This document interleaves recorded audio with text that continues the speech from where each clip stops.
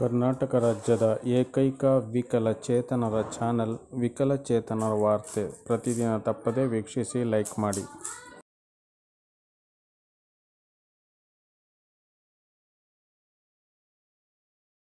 ವಿಶೇಷ ಚೇತನರ ವಾರ್ತೆಗೆ ಸ್ವಾಗತ. ಸ್ನೇಹಿತರೆ, ನಮ್ಮ ಚಾನಲ್ ಹೊಸದಾಗಿ ಯಾರೆಲ್ಲ ನೋಡ್ತಾ ಇದ್ದೀರಾ, ಚಾನಲ್ ಸಬ್ಸ್ಕ್ರೈಬ್ ಆಗಿಲ್ಲ ಅಂದರೆ ಈಗಲೇ ಸಬ್ಸ್ಕ್ರೈಬ್ ಮಾಡಿಕೊಂಡು ಈ ವಿಡಿಯೋಗೆ ಲೈಕ್ ಕೊಡಿ.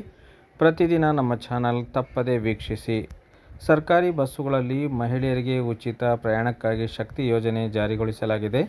ಖಾಸಗಿ ಬಸ್ಗಳಿಗೂ ಶಕ್ತಿ ಯೋಜನೆ ವಿಸ್ತರಿಸುವಂತೆ ಸರ್ಕಾರಕ್ಕೆ ನಿರ್ದೇಶನ ನೀಡಲು ಕೋರಿ ಸಲ್ಲಿಸಲಾಗಿದ್ದ ಅರ್ಜಿಯನ್ನು ಹೈಕೋರ್ಟ್ ಇತ್ಯರ್ಥಪಡಿಸಿದೆ.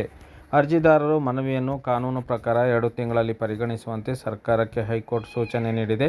ಉಡುಪಿ ಜಿಲ್ಲೆಯ ಕಾರ್ಕಳದ ಖಾಸಗಿ ಬಸ್ ಆಪರೇಟರ್ ಶರತ್ ಶೆಟ್ಟಿ ಸಲ್ಲಿಸಿದ್ದ ತಕರಾರು ಅರ್ಜಿ ವಿಚಾರಣೆ ನಡೆಸಿದ ಹೈಕೋರ್ಟ್ ನ್ಯಾಯಮೂರ್ತಿ ಎಸ್.ಆರ್. ಕೃಷ್ಣಕುಮಾರ್ ಅವರ ಪೀಠ ಸರ್ಕಾರಕ್ಕೆ ನಿರ್ದೇಶನ ನೀಡಿದೆ. ಅರ್ಜಿದಾರರ ಪರ ಹಿರಿಯ ವಕೀಲ ಪುತ್ತಿಗೆ ರಮೇಶ್ ವಾದ ಮಂಡಿಸಿ, ಶಕ್ತಿ ಯೋಜನೆ ಜಾರಿಯಾಗಿ ಖಾಸಗಿ ಬಸ್ ಮಾಲೀಕರು ಸಂಕಷ್ಟದಲ್ಲಿದ್ದಾರೆ. ಈ ಯೋಜನೆಯನ್ನು ಖಾಸಗಿ ಬಸ್ ಮಾಲೀಕರಿಗೂ ವಿಸ್ತರಿಸಬೇಕೆಂದು ಮನವಿ ಮಾಡಿದ್ದರು. ಆದ್ದರಿಂದ ಕೂಡಲೇ ಸರ್ಕಾರಕ್ಕೆ ನಿರ್ದೇಶನ ನೀಡಿದ ಹೈಕೋರ್ಟ್ ಇನ್ನು 2 ತಿಂಗಳಲ್ಲಿ ಈ ಬಗ್ಗೆ ಉತ್ತರ ನೀಡುವಂತೆ ಸರ್ಕಾರಕ್ಕೆ ನಿರ್ದೇಶನ ನೀಡಿದೆ. ಅದೇ ರೀತಿ ನಮ್ಮ KSRTC ಸಿಬ್ಬಂದಿಯವರಿಗೆ ಮತ್ತೊಂದು ಪ್ರಮುಖವಾಗಿರ್ತಕ್ಕಂಥ ಮಾಹಿತಿ ಇಲಾಖೆಯಿಂದ ಬಂದಿದ್ದು, ಆ ಯೋಜನೆಗಳ ಕುರಿತು ನಾನು ನಿಮಗೆ ತಿಳಿಸ್ತಾ ಹೋಗ್ತೀನಿ. ದಯವಿಟ್ಟು ವಿಡಿಯೋವನ್ನು ಪೂರ್ತಿ ನೋಡಿ. KSRTC ಸಿಬ್ಬಂದಿಗಳ ಗಮನಕ್ಕೆ ನಿಮಗೆ ಸಿಗಲಿರುವ ಯೋಜನೆ ಸೌಲಭ್ಯಗಳ ಕುರಿತು ಇಲ್ಲಿದೆ ಮಾಹಿತಿ. ಈ ಯೋಜನೆ ಅಡಿಯಲ್ಲಿ ಈಗಾಗಲೇ 12 ಮೃತ ಸಿಬ್ಬಂದಿಗಳ ಅವಲಂಬಿತರಿಗೆ ತಲಾ 1 ಕೋಟಿ ವಿಮಾ ಹಣವನ್ನು ನೀಡಲಾಗಿದೆ. ನಿಗಮದ ಬಸ್ಸುಗಳು ಮಕ್ಕಳಿಗೆ ವಿದ್ಯಾರ್ಥಿ ವೇತನ ಮೊತ್ತವನ್ನು 3 ರಿಂದ 5 ಪಟ್ಟು ಹೆಚ್ಚಳ ಮಾಡಿ, ಹೊಸ ಕೋರ್ಸುಗಳನ್ನು ಸೇರ್ಪಡಿಸಿ, ಆನ್ಲೈನ್ ವ್ಯವಸ್ಥೆಯನ್ನು ಜಾರಿಗೆ ತಂದು, ವಿದ್ಯಾಚೇತನ ಯೋಜನೆ ಹೆಸರಿನಲ್ಲಿ 3,345 ಮಕ್ಕಳಿಗೆ ರೂ. 1.67 ಕೋಟಿ ವಿದ್ಯಾರ್ಥಿ ವೇತನ ಪಾವತಿಸಲಾಗಿದೆ. ತನ್ನ ಸಿಬ್ಬಂದಿಗಳ ಆರೋಗ್ಯಕ್ಕೆ ಪ್ರಾಮುಖ್ಯತೆ ನೀಡುವ ಸದುದ್ದೇಶದಿಂದ ಜಯದೇವ ಹೃದ್ರೋಗ ಸಂಸ್ಥೆಯೊಂದಿಗೆ ಒಡಂಬಡಿಕೆ ಮಾಡಿಕೊಂಡು 10ಕ್ಕಿಂತ ಹೆಚ್ಚಿನ ಹೃದಯ ಸಂಬಂಧಿ ಪರೀಕ್ಷೆಗಳಿಗಾಗಿ ಪ್ರತಿ ವರ್ಷ 2.55 ಕೋಟಿಗಳನ್ನು ಪಾವತಿಸುತ್ತಿದೆ. ಇದರಿಂದ ಸುಮಾರು 21,000 ಸಿಬ್ಬಂದಿಗಳಿಗೆ ಅನುಕೂಲವಾಗಲಿದೆ.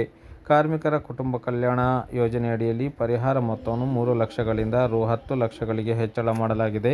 ಈಗಾಗಲೇ ನೌಕರರ ಮೇಲಿನ 10,364 ಶಿಸ್ತು ಪ್ರಕರಣಗಳನ್ನು ಅತಿ ಕಡಿಮೆ ಮೊತ್ತದ ದಂಡ ವಿಧಿಸಿ ಮನ್ನಾ ಹಾಗೂ 10 ತಿಂಗಳಿಗಿಂತ ಕಡಿಮೆ ಗೈರು ಹಾಜರಿ ಪ್ರಕರಣಗಳಲ್ಲಿ 425ಕ್ಕೂ ಹೆಚ್ಚು ಚಾಲಕರಿಗೆ ಕರ್ತವ್ಯಕ್ಕೆ ಮರಳಲು ಅವಕಾಶ ನೀಡಲಾಗಿದೆ.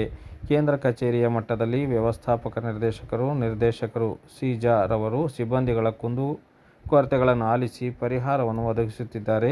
ವಿಭಾಗ, ಘಟಕ ಮಟ್ಟದಲ್ಲಿ ಕಾಲಕಾಲಕ್ಕೆ ಸಿಬ್ಬಂದಿಗಳ ಕುಂದುಕೊರತೆ ಸಭೆಯನ್ನು ಆಯೋಜಿಸಿ ಕಾರ್ಮಿಕರ ಸಮಸ್ಯೆಗಳಿಗೆ ಪರಿಹಾರ ಒದಗಿಸಲಾಗುತ್ತಿದೆ. ನಿಗಮಗಳಿಗೆ ಸ್ವಾಯತ್ತತೆ ನೀಡಲಾಗಿದ್ದು, ಅಧಿಕಾರಿಗಳು ಸಿಬ್ಬಂದಿಗಳನ್ನು ಆಯಾ ನಿಗಮಗಳಿಗೆ ವರ್ಗಾಯಿಸಿ ಅನುಕೂಲ ಕಲ್ಪಿಸಲಾಗಿದೆ. ಅಂತರ್ವಿಭಾಗ ಘಟಕಗಳಿಗೆ 900ಕ್ಕೂ ಹೆಚ್ಚು ನೌಕರರಿಗೆ ವರ್ಗಾವಣೆ ನೀಡಲಾಗಿದೆ. ಚಾಲಕರಲ್ಲಿ ಸುರಕ್ಷತಾ ಚಾಲನೆಯನ್ನು ಹವ್ಯಾಸವಾಗಿಸುವ ನಿಟ್ಟಿನಲ್ಲಿ ಅಪಘಾತ ರಹಿತ ಚಾಲನೆಯ ಕುರಿತು ಕಾರ್ಯಾಗಾರ, ಉಪನ್ಯಾಸಗಳ ಯೋಜನೆ ಹಾಗೂ 65 ಹೊಸ ಬೊಲೆರೋ ಜೀಪುಗಳನ್ನು ವಿಭಾಗಗಳಿಗೆ ನೀಡಿದ್ದು, ಅಪಘಾತ ಸ್ಥಳಗಳಿಗೆ ತ್ವರಿತವಾಗಿ ತೆರಳಲು ಹಾಗೂ ಮುಂಜಾಗ್ರತಾ ಕ್ರಮ ವಹಿಸಲಾಗಿದೆ.